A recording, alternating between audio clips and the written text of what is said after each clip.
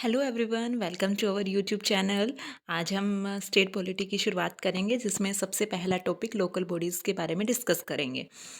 और ये वीडियो आपके लिए राजस्थान के एग्ज़ाम्स के लिए रेलेवेंट रहेगी। एंड क्लासेस बाइलिंगुअल होगी, जिसमें हिंदी मीडियम और इंग्लिश मीडियम दोनों के लिए फ़ायदेमंद होगी, और नोट्स भी दोनों में ही अवेलेबल होंगे। ठीक है, तो हम शुरू करते हैं लोकल बॉडीज़ के बारे में पढ़ना। तो लोकल बॉडीज़ दो तरह से काम करती हैं, एक होती है पंचायती राज इंस्टीट्यूशन और एक होती है अर्बन लोकल बॉडीज़। जो पंचायती राज इंस्टीट्यूशन होती है वो 3 स्तर के ऊपर काम करती हैं: जिला परिषद, पंचायत समिति एंड ग्राम पंचायत। लेकिन ये जो ग्राम पंचायत है, इसका उल्लेख मूल संविधान के अंदर किया गया है आर्टिकल 40 में, जो कि डीपीएसपी से रिलेटेड है, directive principle of state policy. ये आपने इंडियन पॉलिटी के अंदर पढ़ा होगा। ठीक है, तो ये जो लेकिन 73rd कॉन्स्टिट्यूशनल अमेंडमेंट के थ्रू इन तीनों संस्थाओं का संबंध है आर्टिकल 243 से लेके आर्टिकल 243 ओ से रिलेटेड है, और इन्हें कॉन्स्टिट्यूशनल स्टेटस का दर्जा दे दिया गया है। ठीक है, और वहीं हम देखें अर्बन लोकल बॉडीज़ के बारे में, तो 3 तरह की है ये। कॉन्स्टिट्यूशनल बॉडीज़ होती हैं, और एक स्टैट्यूटरी बॉडी होती है, और एक एग्जीक्यूटिव बॉडी होती हैं। आई होप आपको इनके बारे में पता होगा। कॉन्स्टिट्यूशनल बॉडीज वो होती हैं जिनका संविधान में उल्लेख किया गया हो। स्टैट्यूटरी वो बॉडी होती है जिसका सरकार जो है वो एक्ट बनाकर जो है इसे लागू करती है। और एग्जीक्यूटिव वो बॉडी वो होती है जो कि सरकार से कार्यकारी नोटिफिकेशन निकाल कर जो है वो इसे लागू करती है। ठीक है, तो कॉन्स्टिट्यूशनल बॉडी जो है, इनका भी 3 स्तर के अंदर उल्लेख किया जाता है: नगर निगम, नगर परिषद और नगर पालिका। Municipal corporation, municipal council and municipality. ठीक है, और इन तीनों का संबंध 74th कॉन्स्टिट्यूशनल अमेंडमेंट एक्ट के थ्रू आर्टिकल 243 से आर्टिकल 243 ZG के अंदर उल्लेख किया गया है। ये मैंने यहाँ पर लिखा नहीं है, मैं लिख दूँगी।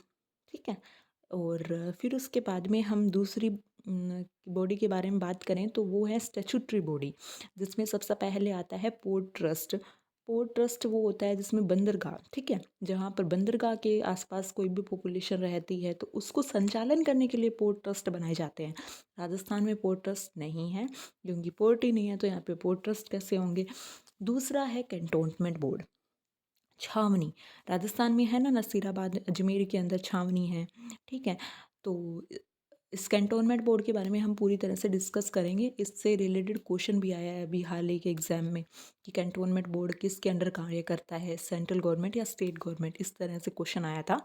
तो हम इसको भी पूरी अच्छी तरह से देखेंगे कि कौन सी मिनिस्ट्री इसको संभालती है। मिनिस्ट्री ऑफ डिफेंस इसके ऊपर डायरेक्ट कंट्रोल होता है इसका, वही संभालती है इसको। ठीक है, और इसके कौन प्रेसिडेंट होते हैं, कितने मेंबर्स इसमें होते हैं, किस तरह से काम करती है ये। ठीक है, लेकिन अभी हाल ही में जो है वो डिफेंस मिनिस्ट्री का एक नोटिफिकेशन आया है कि हम जो है वो कैंटोनमेंट बोर्ड हैं उनको धीरे धीरे समाप्त करेंगे। हाल ही में जो हिमाचल प्रदेश का एक कैंटोनमेंट बोर्ड है उसे तो समाप्त कर भी दिया गया है, योल नाम से। और नेक्स्ट हमारे राजस्थान के अंदर नसीराबाद अजमेर को समाप्त करने का विचार वो कर रहे हैं। ठीक है, लेकिन अभी तक किया नहीं है। फिर उसके बाद में सिंगल पर्पज एजेंसी के बारे में, जो कि सर्टेन मोटिव के लिए बनाई जाती है। ठीक है, और जैसे कि जेडीए होगी, Jodhpur development authority, Jaipur development authority. ठीक है, बहुत सारी डेवलपमेंट अथॉरिटीज़ बनाई गई हैं जो कि एक सिंगल पर्पज़ को पूरा करने के लिए बनाई जाती है। ठीक है, और वहीं हम देखें तो राजस्थान के अंदर म्यूनसिपल कॉरपोरेशन की तो टोटल 11 म्यूनसिपल कॉरपोरेशन है। 11th जो है वो अलवर को बनाया गया था, लेकिन अभी हाल ही के अंदर 2025 में पाली और भीलवाड़ा को भी म्यूनसिपल कॉरपोरेशन का दर्जा दे दिया गया है। ठीक है, ये भी एक अपडेट है, वो आगे जब हम पढ़ेंगे ना म्यूनसिपल कॉरपोरेशन में, उसके अंदर लिखा दिया जाएगा।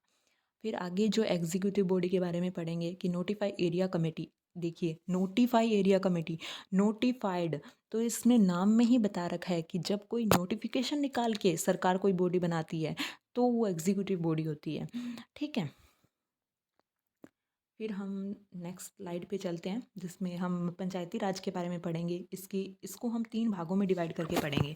ठीक है, तो एक तो हमने हिस्ट्री के बारे में पढ़ लिया।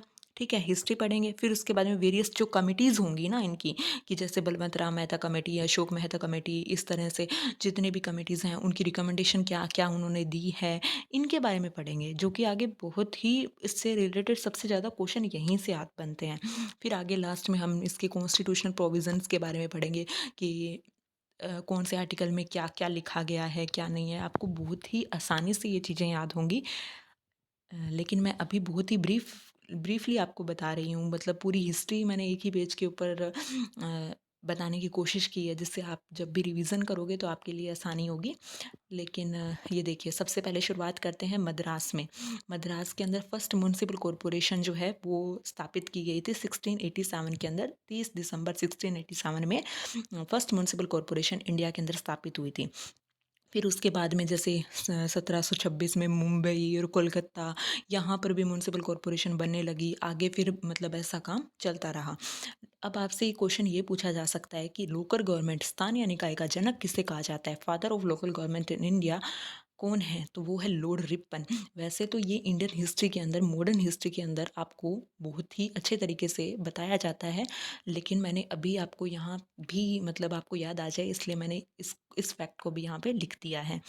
फिर लेकिन ये तो होगी हमारी पूरी इंडियन की हिस्ट्री, ठीक है? इंडिया की हिस्ट्री है। हमसे पूछा जाता है राजस्थान के बारे में। राजस्थान के अंदर सबसे पहले प्रथम नगर पालिका कब बनी, कहाँ बनी? तो 1864 के अंदर माउंट आबू, सिरोही के अंदर जो है सबसे पहले नगर पालिका का गठन किया गया था। लेकिन ऐसी कौन सी रियासत है जिसने जो है पंचायती राज को के लिए अधिनियम बना दिया था? वहाँ पर इलेक्शन हो गए थे, तो सबसे पहले बीकानेर ने शुरुआत की थी 1928 में। बाद में तो जयपुर, सिरोही, भरतपुर, करौली, इन सब ने भी शुरुआत कर दी थी। ये हमारा राजस्थान का पोर्शन बहुत ही इम्पोर्टेंट है, इस फैक्ट को याद रखिएगा। इसमें से क्वेश्चन भी आ चुका है ये बीकानेर वाला, कि कौन सा सबसे पहली रियासत, प्रिंसली स्टेट्स कौन से थे जिसने शुरुआत की थी। 1935 के अंदर देखिए एक एक्ट आता है लोकल गवर्नमेंट से संबंधित। तो इसमें पंचायती राज को राज्य सूची में रख दिया जाता है, ठीक है? फिर उसके बाद में 1949 में राजस्थान के अंदर पंचायती राज विभाग बन जाता है। 1951 में नगर पालिका से संबंधित कानून बनते हैं। फिर पंचायती राज अधिनियम आ जाता है, फिर इसे लागू कर दिया जाता है। ये पूरा ना मतलब अच्छे तरीके से पढ़ेंगे इसको। अभी तो मैंने सिर्फ इसकी हिस्ट्री के लिए मैंने एक साथ इसको लिख दिया है। राजस्थान एकमात्र ऐसा, मतलब एकमात्र नहीं, सबसे पहला राज्य था जहाँ पर पंचायती राज से रिलेटेड सबसे पहले इलेक्शन करवाए गए थे। कहाँ पर करवाए थे? बगदड़ी विलेज के अंदर, नागौर में सबसे पहले चुनाव हुए थे। खुद जवाहरलाल नेहरू इसमें आए थे इनॉग्रेट करने के लिए इसको, और 2 अक्टूबर 1959 में, ठीक है? और सेकंड जो स्टेट है वो आंध्र प्रदेश था।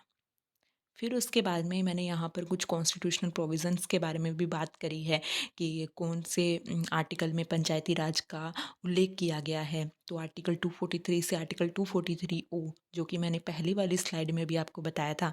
फिर कितने शेड्यूल, कौन से शेड्यूल के अंदर लिखा हुआ है? तो 11th शेड्यूल में। और कितने सब्जेक्ट हो पंचायती राज इंस्टीट्यूशन में हैं? तो 29 सब्जेक्ट्स होते हैं।